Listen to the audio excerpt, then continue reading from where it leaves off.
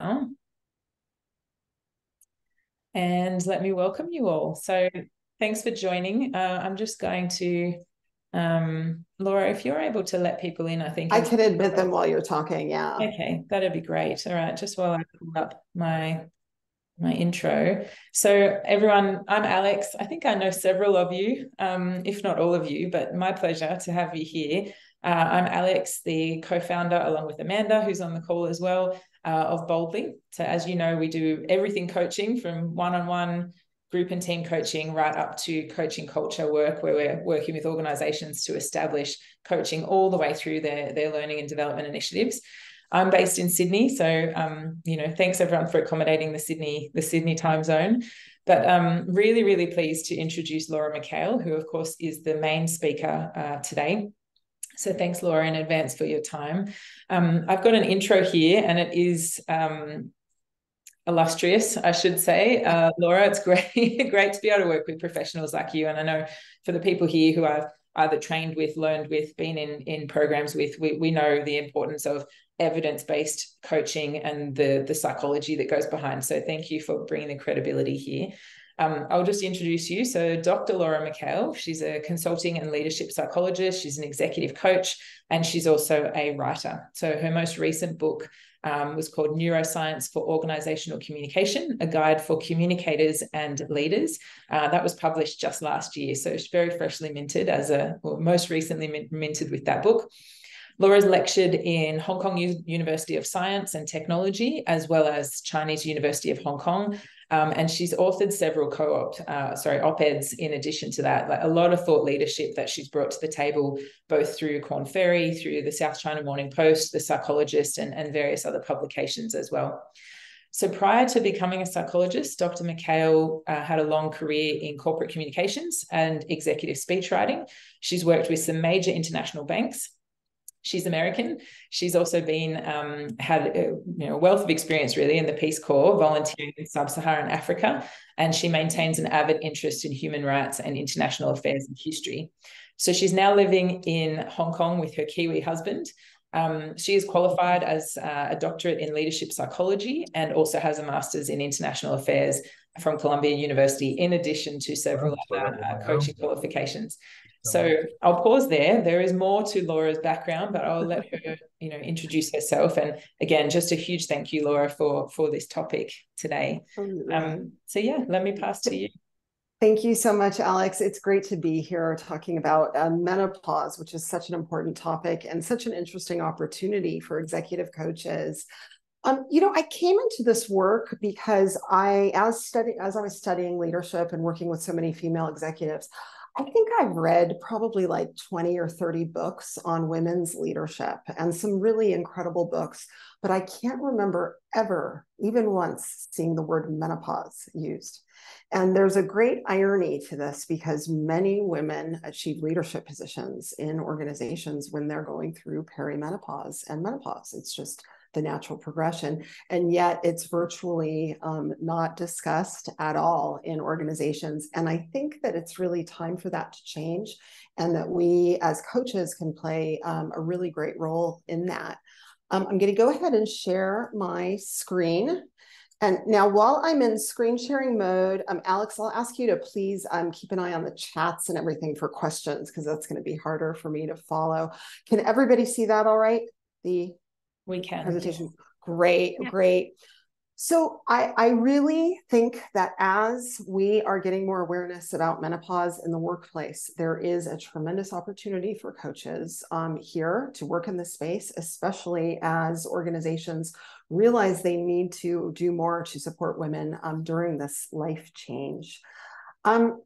There's a really important need right now. Most female executives experience symptoms, and symptoms that are severe enough to actually interfere with the day-to-day doing of their jobs. Yet there's still a significant taboo, and it's really unexplored, especially when we talk about it in the workplace. So we're here to shatter the taboo and help better support women at work during menopause. So today I'm going to touch on 4 themes. This is really just kind of a taster. What I'm currently doing is working on doing a longer training program that would probably be about 6 hours altogether. I'll tell you more about that at the end. That would be for ICF and EMCC continuing coach credits. I might even try to get an HR certification, continuing education credits for it as well. So if you're interested in that, I'll give you my email address at the end, but today is just meant to be kind of a quick and dirty taster of it. I'm going to give a quick primer on menopause and what it is, just so we're all on the same page. I think we're all women here. I thought we saw like at least one man had signed up, Alex. I believe we've got one man. Yeah, I think Anders might be male. So Anders. Okay. Great. Okay. So sometimes, especially for men, and it is interesting, by the way, how many men are interested in this subject. I've seen a lot of interest from male executive coaches, but also leaders who are interested in doing more to support menopausal women. I'm going to talk about menopause and what it means for women's leadership. And this is stuff that's really helpful for coaches to bear in mind. We're going to talk about a few coaching interventions, and then also the importance of knowing your limits as a coach in terms of what you can help with and what you probably need to make referrals on. So quick primer on menopause. So there's really, when we talk about menopause, it's used as kind of an umbrella term to really describe 3 different phases. So we have the perimenopause, which is the when women's bodies begin the transition. Perimenopause can actually occur like up to a decade before you actually enter menopause. But typically we see a lot of this in the 40s. And that's when women start experiencing big fluctuations in hormone levels and start getting a lot of symptoms. It's very common during perimenopause to start experiencing hot flushes and even some memory loss that's associated with estrogen decline. Then there's menopause itself. Okay, menopause itself is technically a woman has to have not had a menstrual period for at least 12 months before she is considered to be in menopause. Some women will like go 11 months and then suddenly have a period out of nowhere and then not have another one. So you kind of have to reset the clock. But for most women, the average age seems to be about 51. And then postmenopause is a period that is 24 to 36 months after the last menstrual period. And that's when gloriously the symptoms begin to subside.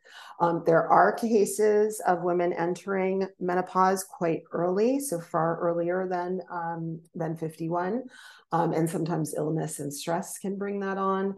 And there are also cases of women that continue to have symptoms well past the date of their postmenopause.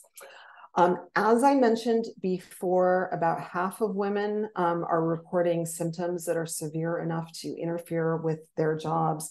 And there's really, this just came out from Korn Ferry. I did some work with Korn Ferry, so I'm more familiar with their research. Their institute, which is their research and IP development arm, did a study, massive study globally. And it's really interesting to see this hard data. So these are the impact of menopause at work. You see difficulty sleeping, 61%. So if you consider this cohort of women that are between 40 and 60, 61% are regularly experiencing significant sleep deficits, tired, low energy, all of the physical aspects. The psychological aspects tend to be particularly fraught and particularly difficult for women to talk about. There's a tremendous amount of shame around our emotional volatility during menopause. One of the things that happens is that we tend to become a little de-skilled at emotional regulation. It's a bit like having PMS, but on steroids. And there's a tremendous amount of shame around this. Women's emotional lives already are a bit weaponized against us. And this can actually make it much more difficult. The forgetfulness and memory loss is a really interesting one because that's directly correlated to low estrogen levels. And that comes back. So once a woman actually goes into postmenopause, for any of your clients or for yourself, if you are experiencing menopause, it's good to know it's just temporary. It does come back. Crying more, panic attacks, etc., are quite common, as are hot flushes, my personal favorite, and night sweats. So a bunch of different symptoms that can impact work performance. Now, this is a big deal right now. We're in the midst of actually a really kind of accidental social experiment, as Gen X is in menopause, has either already entered it or has not. Gen X is a fascinatingly unique cohort of women. We have never seen this before. There are more higher status women than any previous generation. So we have so many female executives who are Gen Xers. It also has the lowest completed fertility rates. That is the stat for the average number of children born. And this, so the lowest completed fertility rates since records have begun.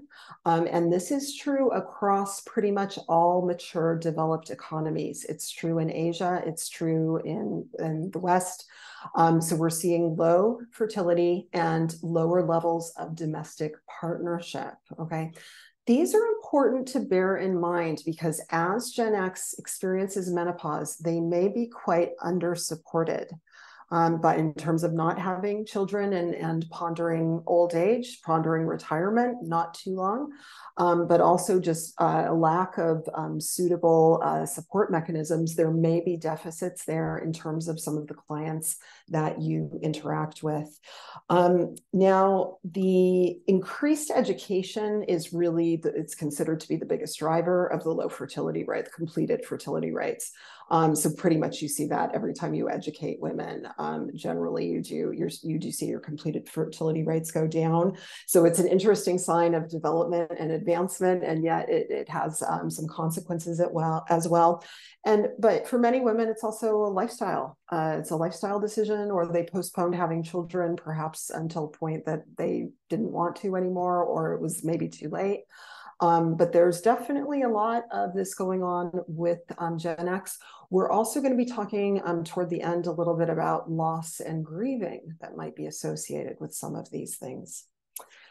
And we just have this incredible taboo. We have a culture that venerates youth and beauty, youthful beauty. Seldom we see in this particular image here, I say Helen Mirren on the side, but beautiful older women are kind of few and far between in most pop culture and magazines, movies, etc. This translates to a particularly intense shame around aging that usually is internalized and underexpressed. We're going to dip into those, as I mentioned, a bit later. It's also worth bearing in mind, women have a very unique take on aging, especially because so much of our self-esteem is wrapped up in appearance and youth and beauty. However, we're increasingly understanding that men also experience profound physical and emotional distress around aging. Men, white males over the age of 60, have the highest suicide rates in the world. This is one of the reasons that British Psychological Society, American Psychological Association are devoting increased resources to understand depression for men in late age. Men feel just like women, very often devalued and irrelevant at later stages of their careers. And also women are more likely to avail themselves of resources to help them through the transition into being older, whereas men are a bit more likely to tough it out and go it alone. I mentioned this, obviously our focus is here on menopause, on women's experience. We're going to be talking about women's leadership, some of the unique barriers that women face, but it's important to remember this ageist society is impacting everyone and has severe impacts on men. So with that, we're going to talk about what it means for women's leadership. Before we go ahead, Alex, if we had any questions in the chat or anything before we move ahead? No questions that I can see, but of course, an invite to anyone who wants to come off mute. My one reflection is just that a lot of these elements that you're explaining are very unique and acute, but that also they could be mingled in with other psychological experiences as well. When I look at a lot of the symptoms, you could easily sub out menopause and sub in depression or anxiety or et cetera. And so that must be a really hard thing at this stage. Of course, we're not there to diagnose, but being able to hear and pick up on the symptoms and see those signals. What's your reflection on that? Just the yeah, I'm just going to go back to the slide with that. It's really an interesting thing because, of course, as coaches, and I'll talk about this a little bit at the end, we have to understand our limitations. We are not trained to diagnose and treat clients who are presenting with anxiety, depression, mood disorders, et cetera. Now, certainly coaching, it doesn't mean that coaching is not useful. It actually can be profoundly useful. But we do have to recognize some of our limits. And we need to learn to be menopause informed, trauma informed, all of these things so that we can make appropriate referrals for clients. A lot of menopause symptoms can be treated with hormone replacement therapy, et cetera. So cultivating good relationships with doctors and with licensed clinicians for clinical psychology, counselors, et cetera, is a really great practice anyway for coaches. I read one statistic, Harvard Business School had one statistic that they estimate about 50% of coaching clients, executive coaching clients, demonstrate clinically significant levels of anxiety and depression. Women who are also have struggled with anxiety, depression, mood disorders, personality disorders in the past are at higher risk to suffer emotionally a bit more during menopause. So that's another thing to bear in mind. If your client's presenting with a lot of emotion, a lot of intensity there, they might be much more than they would normally be experiencing because of menopause. But it's a great question, Alex. Anything else before we move on? Okay. Hold on one second.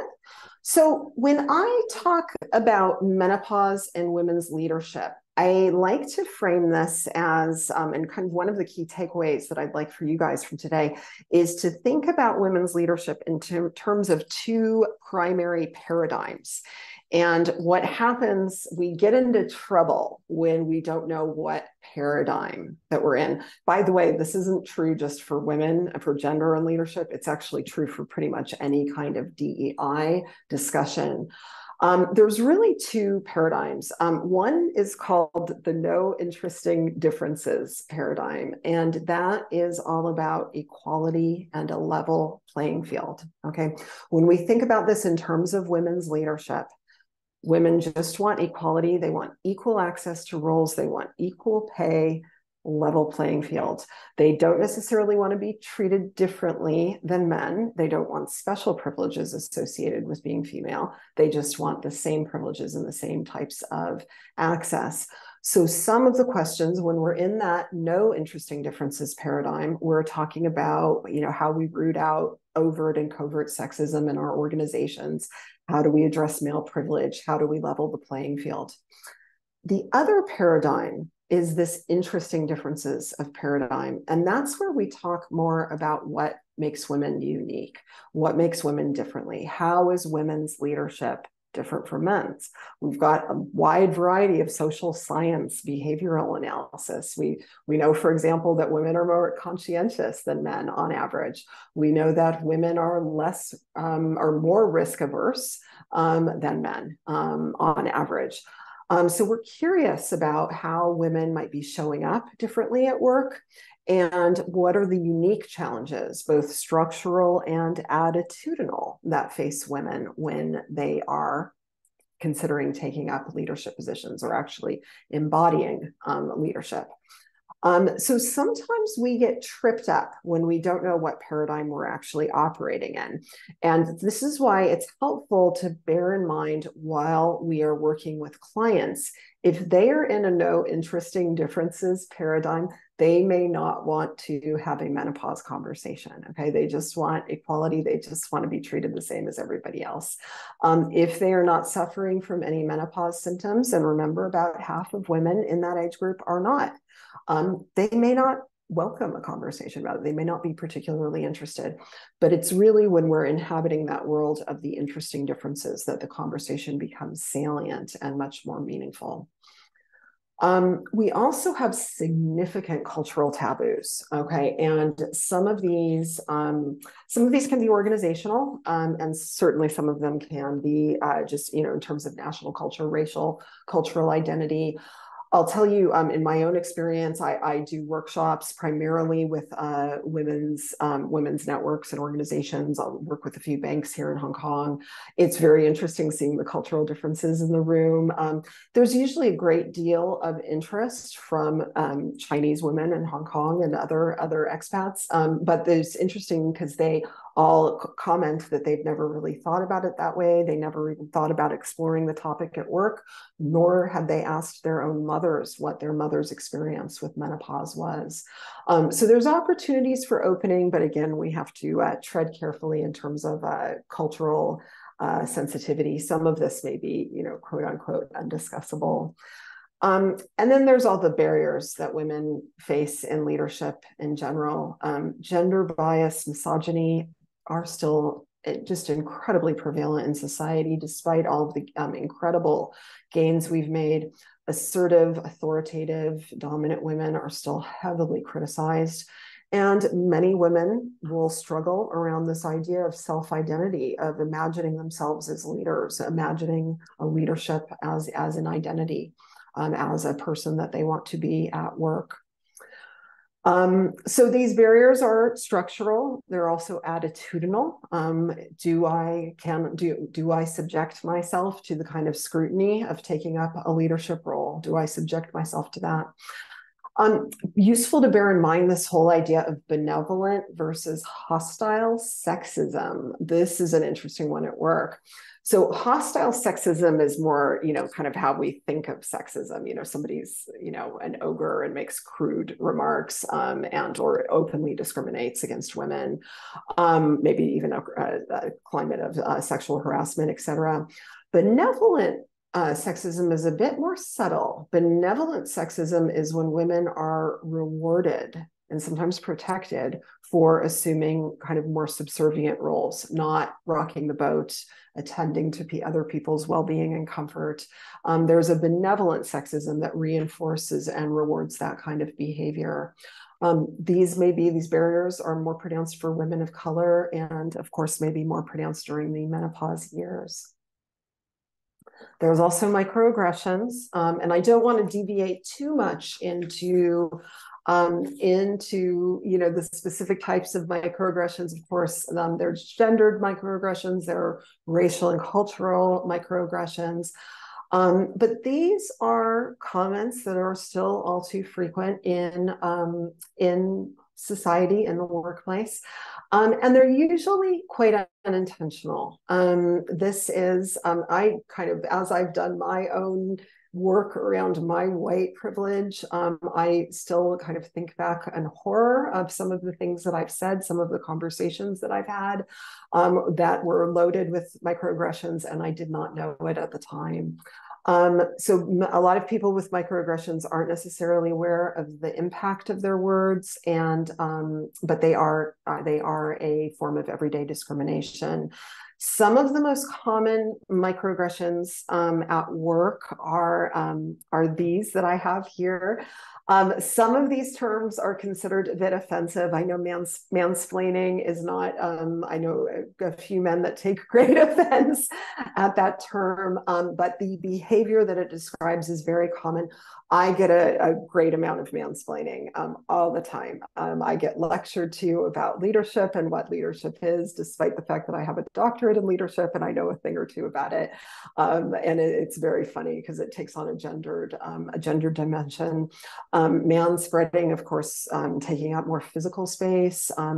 Social loafing is a fascinating one. And actually a lot of research is coming now out of COVID of social loafing behaviors in virtual teams. Turns out men are much more likely than women to social loaf. By that, I mean take credit for other people's work or rely on women to do a lot of the work that's not discussed. And so they are far less likely to be reported for it. If women start social loafing, they're usually reported to a supervisor. There is this whole idea of emotional labor. This one is an interesting one. It's a bit of a misnomer. Emotional labor is actually a term that was coined by Arlie Hochschild, the sociologist. She coined this, I think, in the 1990s. What she meant by the term is labor that is done where a person's friendliness is required as a part of the job. So for example, being a flight attendant, you have to be nice and polite to everybody and pretty stern and making sure they follow the rules, but being nice even if there's a problem, even if it's under pressure, if there's high turbulence or a crisis on board, but they have to keep it together. That's emotional labor. The work that is done to ensure other people's comfort and safety, okay, is not emotional labor. Arlie Hochschild points out that's just labor. The only reason we're calling it emotional is because women do so much of it. So we actually have to kind of watch our use of this term and actually try to call it labor. Women do a lot of additional labor that is around keeping other people happy and comfortable. The other forms, disparaging comments, diminutives, terms of endearment, honey, darling, dear. Some of them are lovely. Again, we don't want to be the word police and police all of these terms. I personally, if it's kindly meant, have no problem whatsoever. I actually find it adorable if somebody calls me, dear. But if it's, hey, honey, of course, if there's a little bit of tension, that's a different thing. But all of these ways, these can be considered microaggressions toward women at work. There's also big stuff happening in terms of menopause related litigation. There's a huge rise in menopause disputes. A lot of women are suing their employers. Particularly in the UK. I seem to read more UK press than anything else these days, and there's a lot happening in the UK. I'm surprised because as an American, I thought my people were the most litigious in the world. There's a lot of articles and op-eds. This was a piece in the FT on menopause. This was actually an article from Time magazine. Another one for FT, there are concerns about a large number of menopausal women dropping out of the workforce. Very bad sign.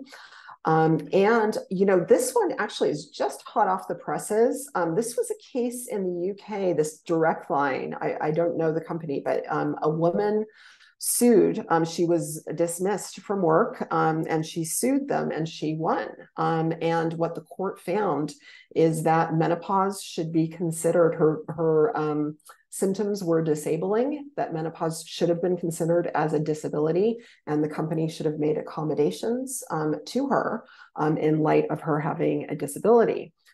Interesting. Okay, I don't know how comfortable I am with referring to a natural biological process as a disability, but it was interesting. It shows that companies are increasingly going to have to pay attention to this area. And this is one of the reasons that it is an opportunity for us as coaches, as we partner with organizations. They do need to offer coaching services to menopausal women in addition to a number of other things, such as making sure that hormone replacement therapy is included as part of health insurance, medical insurance plans. There's a lot of low-hanging fruit, but this is going to be a growing area, and I'm delighted to see you guys here kind of looking at expanding your coaching skills, because it is an area that is going to see a lot of growth. So coaching interventions. We have a few. There's a lot of different coaching interventions, but since we're all coaches or HR professionals here, I'm going to focus on kind of the ones that I employ the most. And these, a lot of these may touch on things that you're already doing with your clients. I want to preface this part of this seminar today by saying I really believe that we shouldn't be too rigid in our approach. Okay, I really believe in kind of model agility, of being agile in terms of what models we're using with clients. And I mean, I even mid-session can kind of change horses and seeing as I sense with what's going on with a client. So I don't want to be too rigid in putting these into particular boxes or categories. So just something to bear in mind. Generally, I look at three things. I look at kind of more psychodynamic, and I'll get into that, more cognitive behavioral. By the way, cognitive behavioral therapy, a big study came out of the UK that it has been proven to reduce symptoms of hot flushes in women. Cognitive behavioral therapy reduces hot flashes. So that's actually a really startling finding. And I'm also going to talk about loss and grief, which is a big part of menopause processing. So let's just take a look at the psychodynamic. So when we're looking at psychodynamics, speaking of hot flushes, it's very hot in my office. I need to turn on my air conditioning.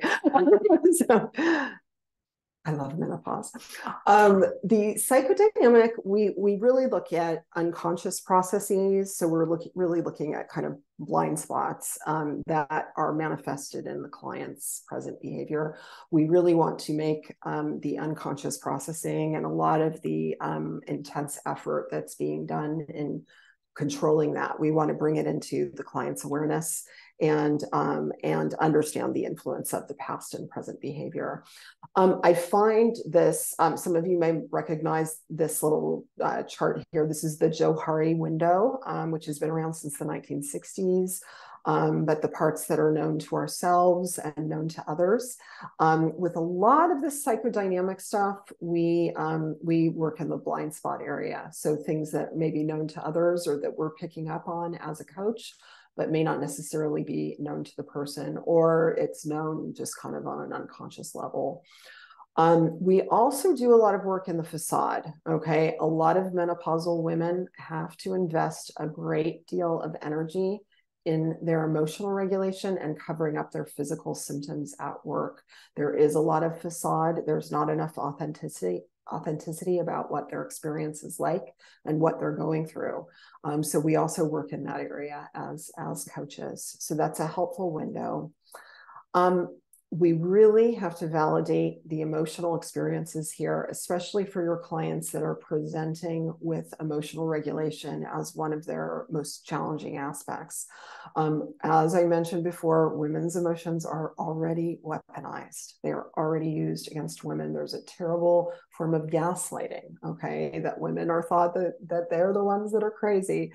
And in some cases, we are. We have raging hormones, okay, and it's particularly difficult, but there's incredible shame that is attached to this, and we really need to validate the emotional experience of what's that's like, and generate self-compassion. All of that unconditional positive regard that we cultivate for our clients is really, really needed to help validate what they're going through and how painful it is.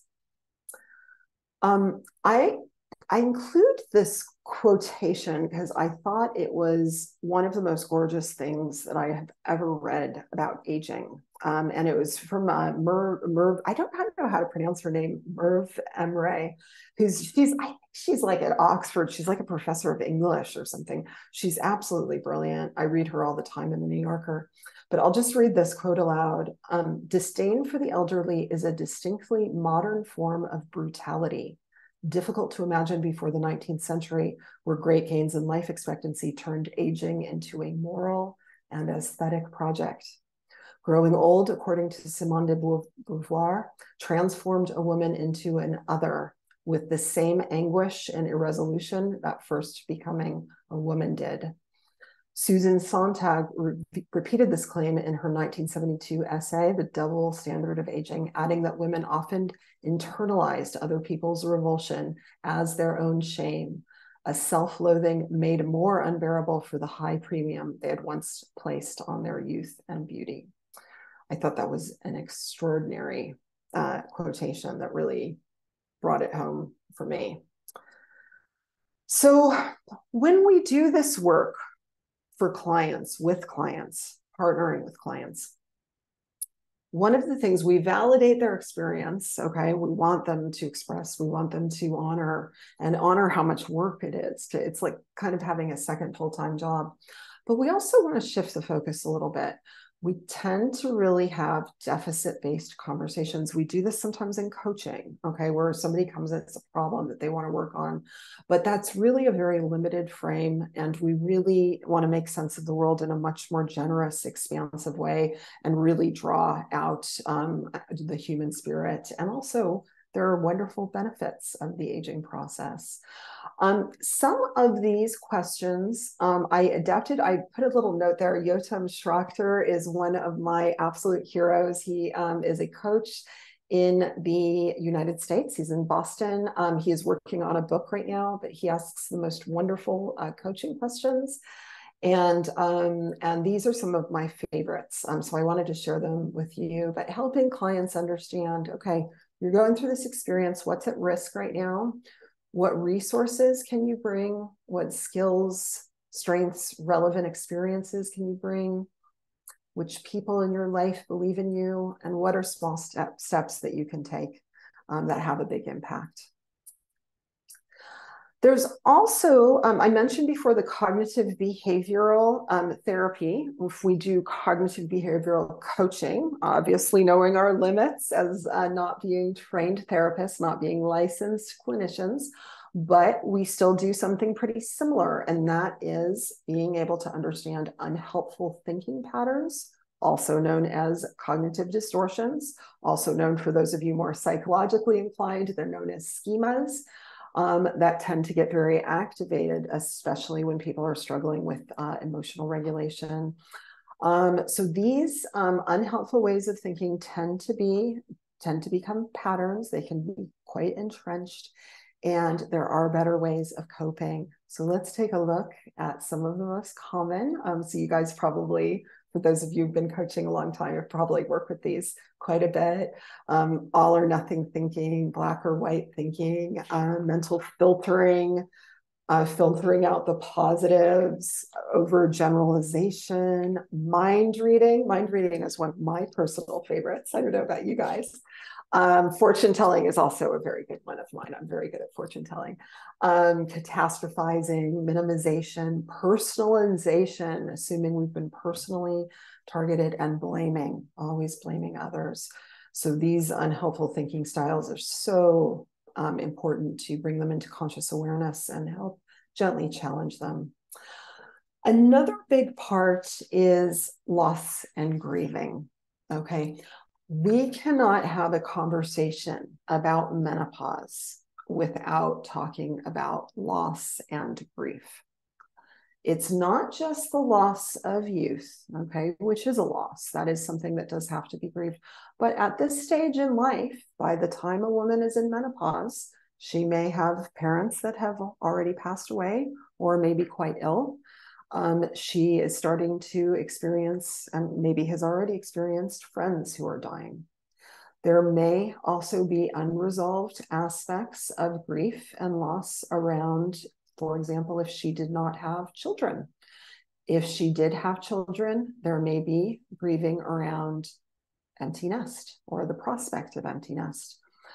Many of our forms of grief, many of our losses are what we call disenfranchised.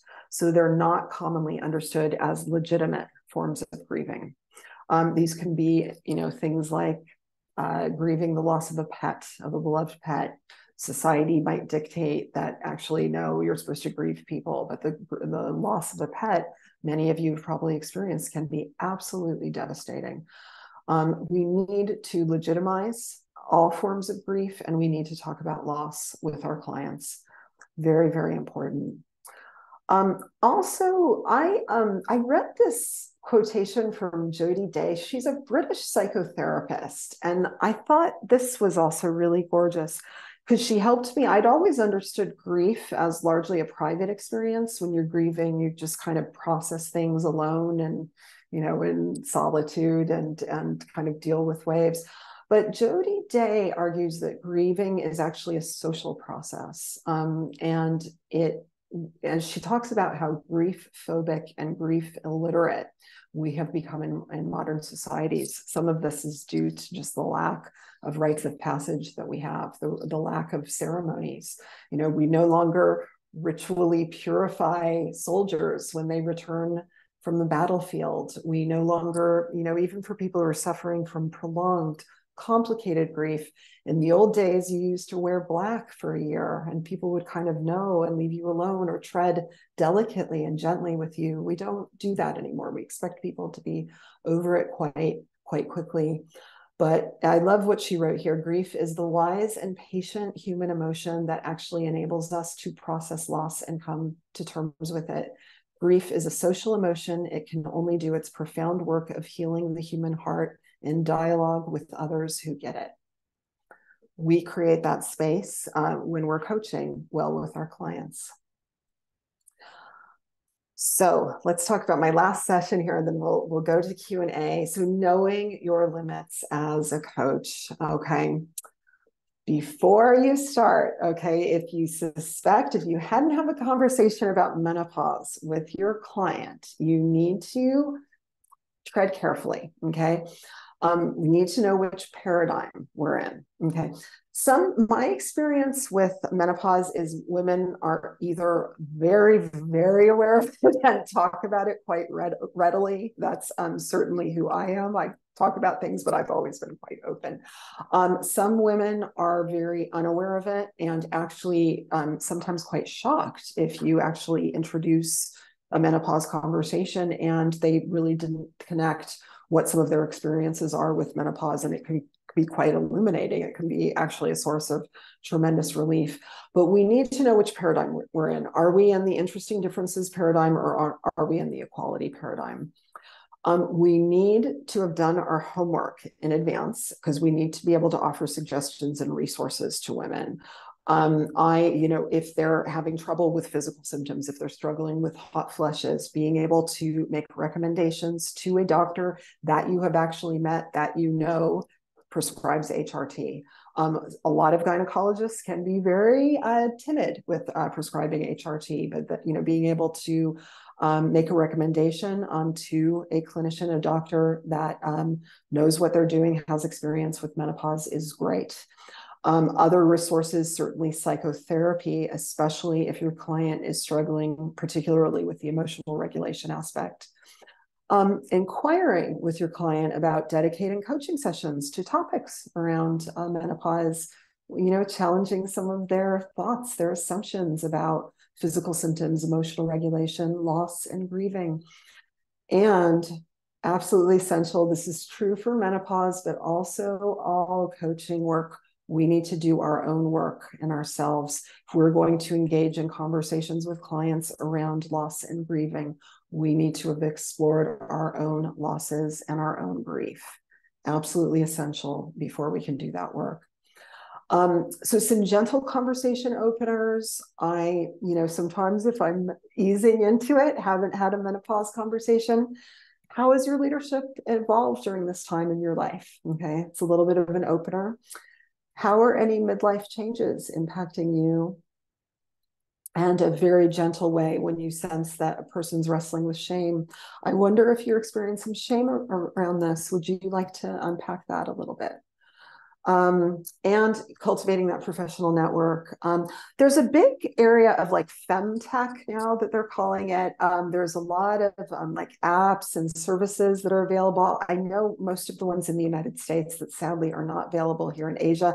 If anybody knows of any here in Asia, but they'll match you with a menopause coach and you can log your symptoms and learn more about it. Being aware of those resources to recommend to clients are really helpful, but especially for referrals to qualified medical and mental health professionals is really important. And okay, so the last bit here is my my training. So how I envision this, and I don't have it set up completely because I want to gauge that there's sufficient appetite, because as you guys know, it's like a lot of work to design a 6-hour coach training.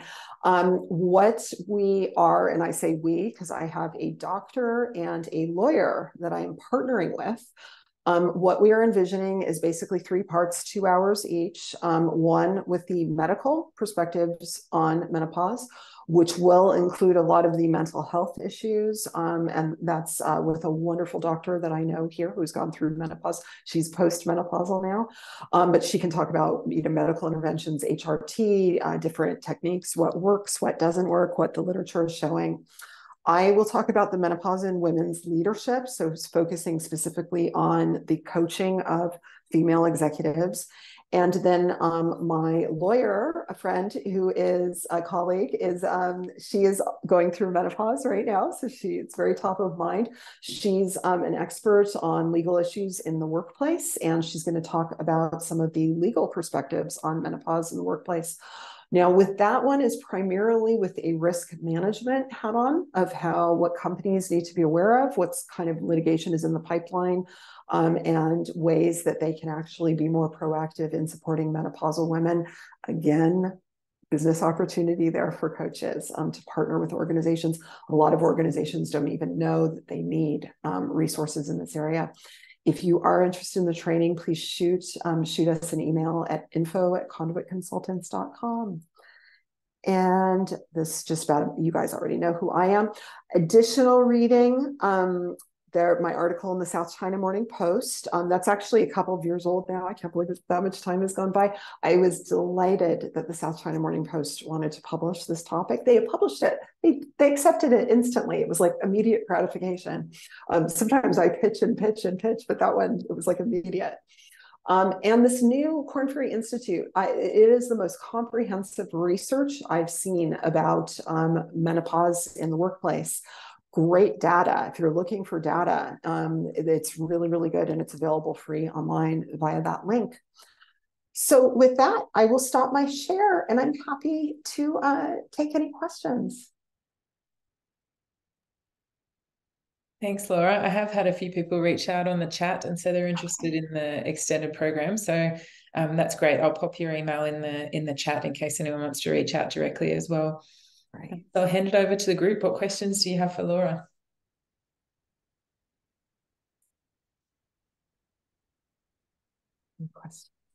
Yeah.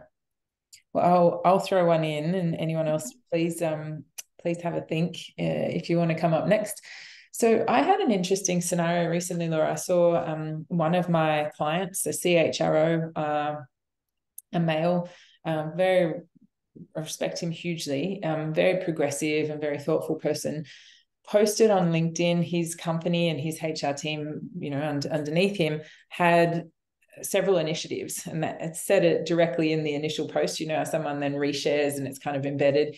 The initial post specifically said, here's what we're doing for menopausal female leaders in our business, and they were using it as part of their employment value proposition, really publishing and pushing it out there of, here's the resources that we offer. As the chief people officer, when he reshared it, he didn't use the M word. He then just said, female health is so important. I'm so proud of XX company. And I felt like commenting back, but of course it's a very public forum. I want to encourage that, of course, and see it for the positive progress that it is, and his, sponsorship and allyship. But at the same time, I was like, why not use the M word? Oh, wow. So any thoughts you have on just, I guess, being an advocate and encouraging in the ecosystem, so to speak, of how to bring this out of the taboo space and into the dialogue? It's such a great question. And, that something like that, like even a company that has this beautifully progressive policy, they're being proactive, still the taboo, it prevents them from even using the word, as if menopause is a bad word, as if it's something that we, could only have private hushed conversations in dark corners about. I think that calls for a lot of bravery and proactivity. I personally try to be very upfront about my menopausal symptoms. It was funny, one of the first public bad menopause moments I had is I was actually speaking, and it was a women's thing, and I remember I had was such a poor wardrobe choice. I had a silk blouse on, and then I just had the mother of all hot flashes while I was presenting. And I mean, I was just so, and it was silk and it's like sticking to you and whatever it was like. And it was funny at that time, I couldn't own it. I didn't like say, oh, I'm hot flushing. And I had to really unpack it afterwards of, you know, because there was shame. There was, okay, if I ignore it, it'll go away. Or nobody can notice. Meanwhile, it was like completely obvious. And, you know, and I vowed to myself that if it ever happened again, well, number one, not to wear silk at any more public speaking engagements, but if it ever happened again, to own it, because it's part of life. It's how I showed up at that moment. And so I'm very vocal and proactive. I do, you know, obviously doing some work in the menopause space. It's one aspect of what I do, but very proactive about promoting it. I might have, Alex, I might have challenged, I might have pointed it out, you know, with the menopause word, that we can talk about it, and that it's, you know, we have a lot of reticence in being able to talk about it in organizations. There's a discomfort with talking about bodies more generally. And so, you know, we tend to treat work like we're just a bunch of brains. So just our brains show up. And we are seeing increasing traction with things like somatic leadership, embodied leadership, trying to incorporate the body a little bit more. But we still have a lot of work to go. It's still, you know, it's a bit like junior high school, like, ew, we can't talk about bodies, you know. And it's still a tough conversation to have. And it's a real entrenched taboo. Yeah, agreed. I think it's one, to be encouraging of where the positive movement is, and then maybe just nudge that extra centimeter. So we've got a question from Benita and Suzanne. Sorry, I'll just go back up to Benita's, and then I know, Lisa, I think you had your hand up. So I'll just read Benita's question here. Hi, Laura. When asking about loss and grief, I automatically think that it's not my area of expertise, and I would maybe be too quick to refer my coachee to try to meet a counsellor. What is the limitation you think a coach can still help their coachee in this area, especially since you said that it's something every woman going through menopause is experiencing one way or another? Okay, that's a really good question, and I think that there's not necessarily an easy answer to this question. I've been thinking a lot about my own professional limits and kind of what my own lines are. Actually, not so much related to grief, but I've been doing a lot of trauma-informed work now. I'm doing a seminar on trauma-informed corporate communication. And I recently took a class to get a certification in trauma-informed practice. And that one was an interesting one too, because I wanted to be more skilled at, so many of my clients have had significant trauma in their lives, and I wanted to be more skilled in how I engage them and worked with them and work with them. And in most cases, I do need to make referrals to qualified clinicians for my clients, yet still open the door and that I can talk to them. Grief and loss are a part of life, and it does not necessarily require a degree, a certification in order to have meaningful conversations with clients. It's so universal. Again, coaches need to do their own work though, before we do that, because it can be very triggering if we haven't, and it can make us a little less skilled in how we show up. But I don't think we should be afraid of it. And I think we should be very transparent about our belief that it's important to talk about, but that, you know, we may not feel like the most qualified person, but want to open the door to the conversation. So, good question.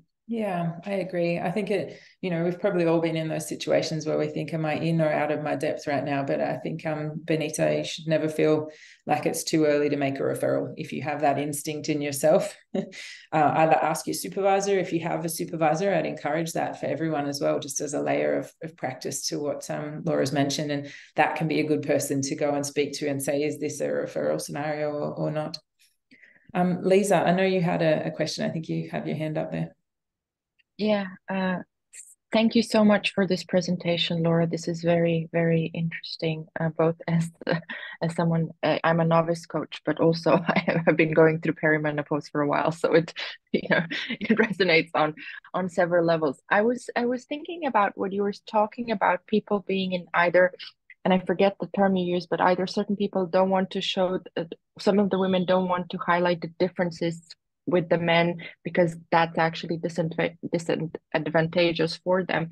And I was thinking about this stuff that I've been reading about how there's a period where women are always told we're too young to do certain things, we're not experienced enough, and then we come to perimenopause and then we're too old. It's sort of like, so so in a way, there's this very short sweet spot in which we're not either judged to be too young or and so I was just thinking about how do you navigate that space, because it's obviously very easy for a client to then say, I'm just going to deny that this is happening, because I've worked so hard to get to where I am. And I think that's I think a really interesting space in which a coach can support. But the other thing I wanted to also say that I really believe that it's very important what you talked about doing your own work and the self-management, because as someone who has, gone through a period of identifying what's happening, that it's not thyroid, that it's not perimenopause, that it's not that I moved from, Africa to Sweden and I'm suffering from darkness or whatever, like all these things that they told me that were happening to me, right? And that self-management that you then have to do as a coach when you're listening to someone going through similar things. And you kind of, I'm training, I'm doing certification in coactive coaching. And so there's a lot of that, like you never give advice, you ask questions sort of thing. So, but there is this sort of thing where I've been through this. I have so many things I would like to offer to you. Like, how do you, manage that in this context? What would be your tips on this? It's a very, Lisa, that's a very philosophical question, isn't it? Because I think it speaks to the whole issue of use of self, and that dynamic process when we're engaging in with a client, and also, it's always interesting wondering what's going on with us, if we're being very protective, if we're being maternal toward the client. I get very maternal now. This is a new thing. I get very maternal now when I'm coaching women in their 20s. And I'm very protective of them. And I'm like, what's going on? Like, what am I, and that's about me. That's not about the client, So, the use of self, wanting to be, primarily as coaches, we seek to be of service to our clients, and we seek to help them tap into their own wisdom. But of course, offering resources and suggestions, I think, is totally fine, but while also giving the client space for that. And, remember too, when we encounter denial from the client, it's a defense mechanism. It means delicate territory, tread very carefully with that and respecting the boundaries. They always say in coaching, you meet the client where they're at, not where you want them to be. So. Thank you. Yeah, I think that's great. And also, just being aware, I think you've just brought that into your awareness. Hopefully these sessions do bring our own stories into awareness so that we can see them reflected in others, but know, do I think I'm projecting onto this person? It's an instinctive thing sometimes, isn't it? So Suzanne's just made a comment, and I think it's a really beautiful way for us to wrap up. She said, referring to your previous story, Laura, with the infamous silk shirt, note to self, I did a similar thing where my mind went blank mid-sentence, but I outed myself immediately out of panic, but it prompted a great conversation about menopausal symptoms, and a few people thanked me afterwards. So I think that's a really beautiful vignette. Thanks, Suzanne, for sharing it. Thank you, Suzanne. Now we're all advocates. I think anybody could be in that circumstance or be the witness to somebody else. And the compassion that we bring forward to ourselves and to the people around us is critical, whether we're in a coaching scenario or just out there in life. I think this is going to be definitely part of my repertoire moving forward. So sorry, one quick more question. Hi, Laura. Are you aware there is a menopause festival in Hong Kong on the 18th of October? I am aware. Thank you. Thank you, Penny. Yes, I am aware. I'm planning on going. So a whole yeah. festival. That sounds amazing. Festival, yes. I can only imagine. Yeah. The musical. Yes. That sounds fantastic. All right. Well, thank you. Thank you everybody for joining. And thank you, Laura, in particular. It's I can speak for everyone, you know, just through my own observation of this session, that there was a lot that was brought to my life, and a lot of evidence-backed themes and research that I really appreciate. And yeah, let me share this recording with these colleagues, as well as the people who I know were keen to join and didn't get to, and I'll circulate your email. So as we see the interest come through in that program, we'll encourage you to reach out to Laura directly. Thank you so much, everybody. Such a pleasure. Take Thank care. You. Thanks for joining. Thanks, everybody. Bye. Thanks, Laura. Thanks, Alex. Thank you.